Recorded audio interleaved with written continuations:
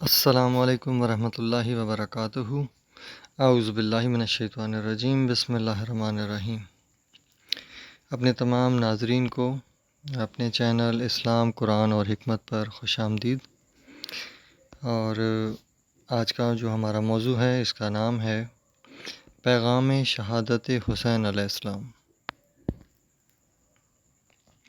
یہ اہل بیت علیہ السلام کی عظیم ترین جنگ کا قصہ ہے جو اہل بیت علیہ السلام نے انصاف، دینداری کو قائم کرنے اور لالچ، غرور، ناانصافی، دنیا داری کو ختم کرنے کے لیے لڑی۔ قرآن پاک کا ایک نام فرقان بھی ہے، یعنی صحیح اور غلط میں فرق کرنے والی کتاب۔ اس کتاب میں اللہ کا مزاج ہے کہ اللہ صحیح کو صحیح اور غلط کو غلط کہتا ہے۔ قرآن پاک میں عظیم سے عظیم ہستیوں کا بھی ذکر ہے اور مردود اور ناپسندیدہ ترین ہستیوں کا بھی ذکر ہے۔ ہمیں قرآن بتاتا ہے کہ حق گوئی اور فحش گوئی دو بالکل مختلف صفات ہیں اور اللہ فحش گوئی پسند نہیں کرتا۔ بخاری شریف کی حدیث پاک ہے 3475۔ رسول صلی اللہ علیہ وآلہ وسلم کا فرمان ہے کہ پچھلی تمام امتیں اس لیے ناکام اور قہر الہی کا شکار ہوئیں کہ دنیا اور ظالم لوگوں نے اپنی قوم کے دل میں اپنی عزت ایسی بٹھائی کہ اگر بڑے غلطی بھی کریں تو غلطی پر بھی انہیں غلط نہ سمجھا جائے۔ رسول صلی اللہ علیہ وآلہ وسلم نے فرمایا کہ اگر میری بیٹی فاطمہ رضی اللہ تعالیٰ عنہ بھی چوری کرے تو میں ان کا بھی ہاتھ کاٹ دوں گا۔ اس کا مطلب ہے کہ گناہ کوئی بھی کرے وہ گناہ ہی ہوتا ہے۔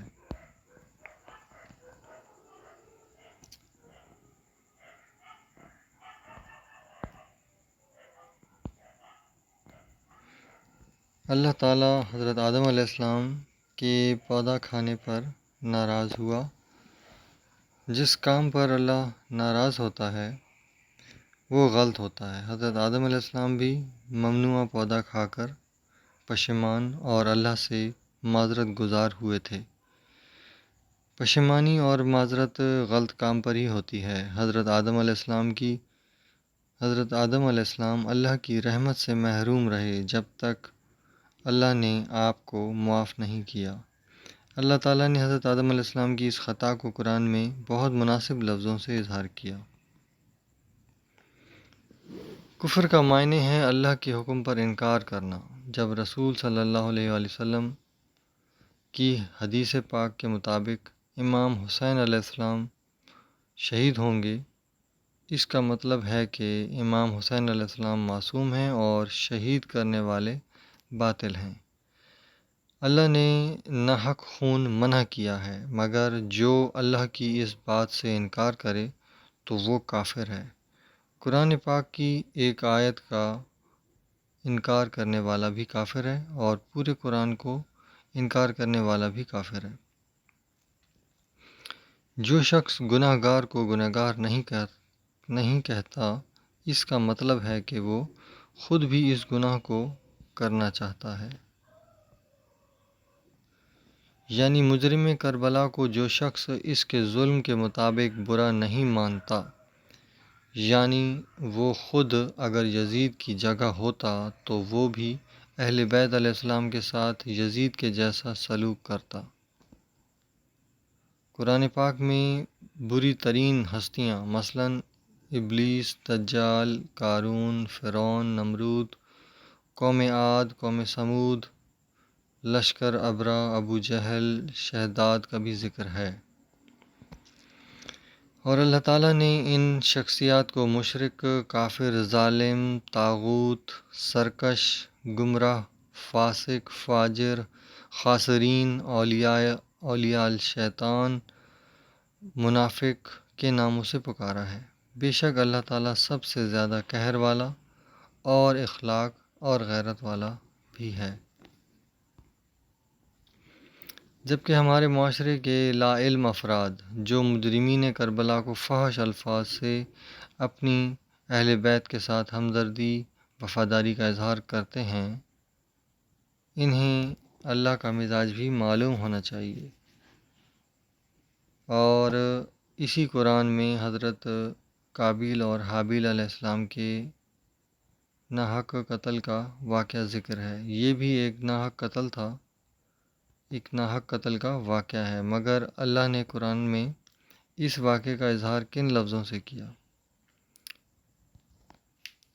یعنی حضرت حابیل علیہ السلام نے قتل کیا اور وہ قاتل ٹھہرے، اور اللہ تعالیٰ نے انہیں صرف قاتل کا لفظ ہی دیا۔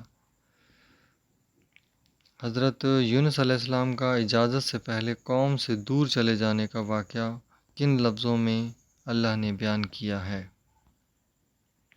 حضرت یوسف علیہ السلام کے 10 دنیا دار اور ظالم بھائیوں کا بھی ذکر ہے، جنہوں نے اپنے بھائی کو اس کے والد سے کئی سالوں کے لیے جدا کر دیا اور بے قصور حضرت یوسف علیہ السلام کو کنویں میں لاوارث چھوڑ دیا کسی بھی برے انجام کے لیے، مگر کئی سالوں کے بعد اپنے ظالم بھائیوں کو معاف کر دیا۔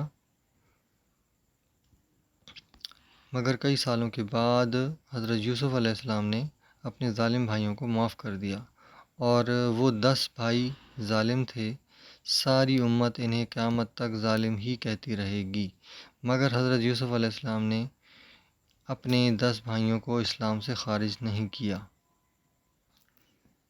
غزوہ احد کے صحابہ کرام کا مقررہ جگہ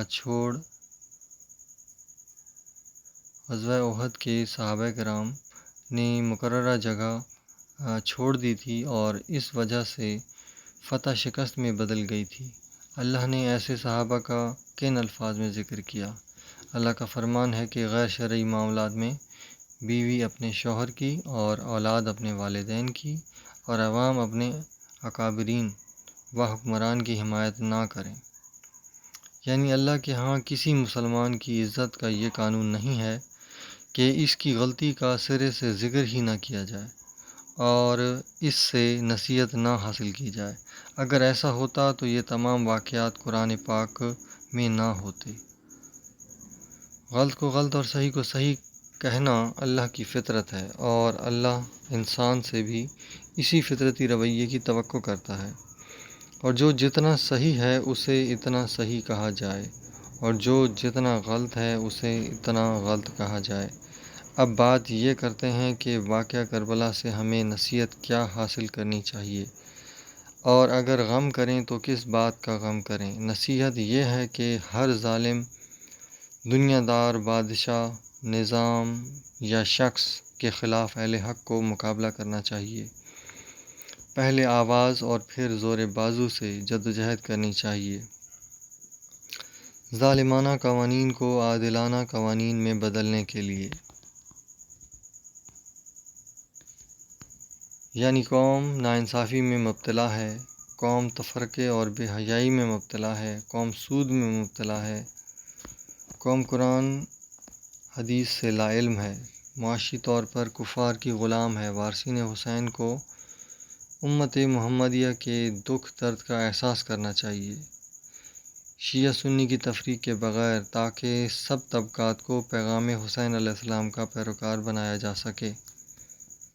پیغام کربلا یہ ہے کہ اصل حسینیوں کو محنت کر کے پارلیمنٹ کے نمائندے بننا چاہیے، اور کبھی بھی یزید جیسے ظالم اور دنیا دار کو اختیار اعلیٰ نہ بننے دیں، بلکہ دین اور معاشی امور میں ماہر شخص کی قیادت میں ملک میں اسلامی نظام نافذ کریں اور عدالتوں کے جج بنیں اور عوام کو انصاف فراہم کریں اور وزارت تعلیم کے وزیر بنیں اور اسلامی تعلیمی نصاب نافذ کریں، میڈیا کے شعبے میں جائیں اور میڈیا کو بے حیائی سے بچائیں، صنعت کار بنیں، لوگوں کو باعزت روزگار فراہم کریں۔ واقعہ کربلا کے حوالے سے پہلا غم اس بات کا ہے کہ ایک نااہل حاکم یزید کو عوام نے اپنا حاکم کیوں قبول کیا، اور دوسرا غم اس بات کا ہے کہ اگر یزید کو حاکم بنانے کے بعد اگر غلطی کا احساس ہو ہی گیا تھا تو حضرت امام حسین علیہ السلام کو میدان کربلا میں بلا کر ان کا ساتھ کیوں نہ دیا؟ غم اس بات کا ہے کہ ساری امت طاغوت کے خوف سے خاموش کیوں رہی، اور آج بھی پاکستان میں یہی ہو رہا ہے، مگر قوم کو اس پر غم نہیں ہوتا۔ اگر قوم نے واقعہ کربلا سے پیغام حاصل کیا ہوتا تو آج پاکستان پر یزید جیسے حکمران حکومت نہ کر رہے ہوتے۔ میں یہ نہیں کہہ رہا کہ عوام کو پیغام پتہ نہیں ہے، اس پیغام پر عمل نہیں کرنا چاہتی۔ یہ جاننا بھی ضروری ہے کہ یزید کو ظالم کس نے بنایا اور کوفیوں کو منافق کس نے بنایا۔ اس کا جواب یہ ہے کہ جو شخص قرآن حدیث کو ترجمے سے بار بار نہیں پڑھتا وہ ظالم اور منافق ہو جاتا ہے۔ ہم سب قوم کو بھی قرآن حدیث ترجمے سے بار بار پڑھانا چاہیے۔ زیادہ تر یاد کربلا اب ظاہری رسم بن چکا ہے، لیکن یہ یاد رہے کہ صرف ظاہری رسموں سے اللہ راضی نہیں ہوگا۔ جیسے زندگی روح اور جسم کے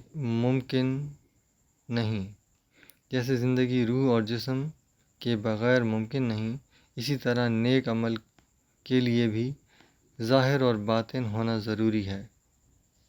شہادت سعادت ہے، زحمت نہیں ہے کہ اس پر غم کیا جائے، اور اگر عزیز ہستی کی جدائی کا غم منانا ہی ہے تو شریعت میں غم 3 دن کا ہے، جس میں آپ اپنی عظیم ہستی کو خراج تحسین پیش کرتے ہیں۔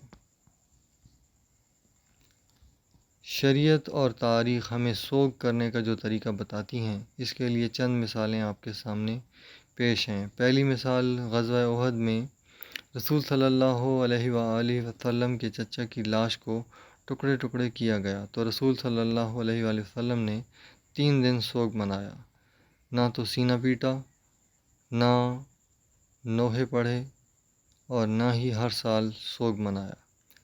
دوسری مثال حضرت علی المرتضیٰ علیہ السلام کی شہادت کی ہے،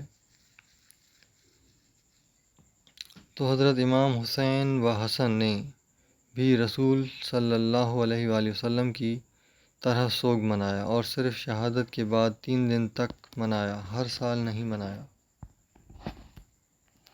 تیسری مثال حضرت زین العابدین کی ہے کہ جب حضرت امام حسین علیہ السلام اور اہل بیت کو شہید کیا گیا تو آپ علیہ السلام نے بھی رسول صلی اللہ علیہ وآلہ وسلم کی طرح سوگ منایا۔ واقعہ کربلا 61 ہجری میں پیش آیا، اور واقعہ کربلا کے حوالے سے غم کرنے کے تمام طریقے جو آج معاشرے میں موجود ہیں، ان کی ابتدا ہمیں تاریخ میں 252 ہجری میں کے بعد نظر آتی ہے، اور ہر زمانے میں یزید جیسے ہر ظالم کے مقابلے میں حق کی حمایت کرنی چاہیے۔ اللہ تعالی ہمیں ہر روز پیغام کربلا پر چلنے اور اس کا ذکر کرنے کی توفیق عطا فرمائے۔ اے ہمارے رب، جو ہم نے حق بات کہی اس پر ہمیں عمل کی توفیق عطا فرمائے، اور جو ہم نے لا علمی میں ناحق کہا اس سے ہمیں معاف فرمائے۔ آمین ثم آمین۔